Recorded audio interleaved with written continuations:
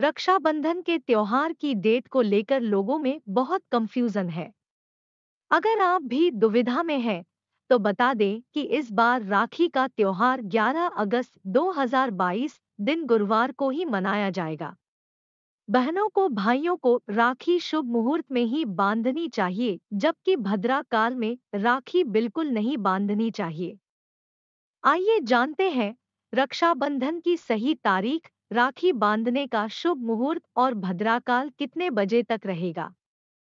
भारत अपने त्योहारों और विशेष अवसरों के लिए जाना जाता है। ऐसा ही एक त्योहार रक्षाबंधन है, जो भाई बहन के पवित्र रिश्ते को समर्पित है।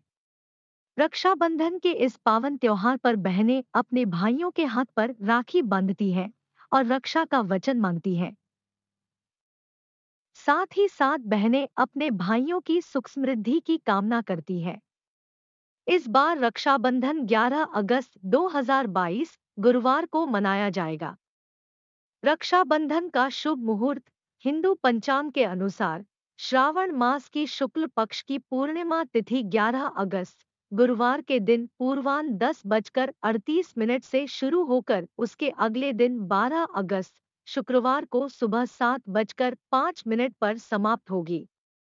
चूंकि कोई भी त्योहार उद्यातिथि के हिसाब से मनाया जाता है, इसलिए इस बार रक्षाबंधन का पर्व 11 अगस्त को ही मनाया जाएगा। रक्षाबंधन पर राखी बांधने के कई अबूझ मुहूर्त रहेंगे। इस दिन सुबह 11:37 से 12:29 तक अभिजीत मुहूर्त होगा। फिर दोपहर 2:14 से 3:07 तक विजय मुहूर्त रहेगा। इस दौरान आप कोई भी शुभ मुहूर्त देखकर भाई की कलाई पर राखी बांध सकती हैं। रक्षाबंधन पर भद्रा का साया। इस साल रक्षाबंधन के त्योहार पर भद्रा का साया भी रहेगा। 11 अगस्त यानी रक्षाबंधन पर शाम 5:17 से भद्रा पुंज शुरू हो जाएगा। भद्रा पुंज शाम 5:17 से लेकर शाम 6:18 तक रहेगा। इसके बाद शाम 6:18 से रात 8 बजे तक मुख भद्रा रहेगी। भद्राकाल में वैसे तो राखी बांधने से बचना चाहिए, लेकिन बहुत मजबूरी हो तो इस दिन प्रदोषकाल में शुभ लाभ अमृत में से कोई एक चौघड़िया देखकर राखी बांध सकती हैं। रक्षाबंधन के दिन रखें इन बातों का ध्यान। रक्षाबंधन वाले दिन जब आप सुबह तैयार होते हैं, तो उस दिन काले कपड़े नहीं पहनने चाहिए। काले कपड़ों से नकारात्मक ऊर्जा आकर्षित होती है।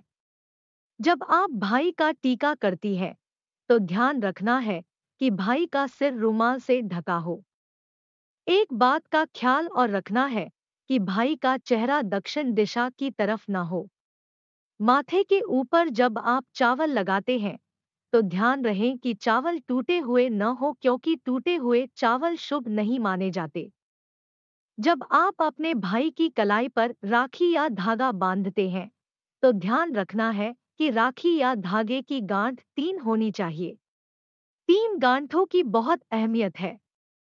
पहली गांठ भाई की लंबी उम्र और सेहत के लिए बांधी जाती है। दूसरी गांठ भाई की सुख समृद्धि के लिए बांधी जाती है। तीसरी गांठ रिश्ते को मजबूत करती है।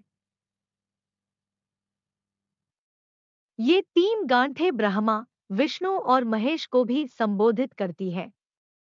ऐसे ही और जानकारी, उपाय और टोटके के लिए हमें सब्सक्राइब करें।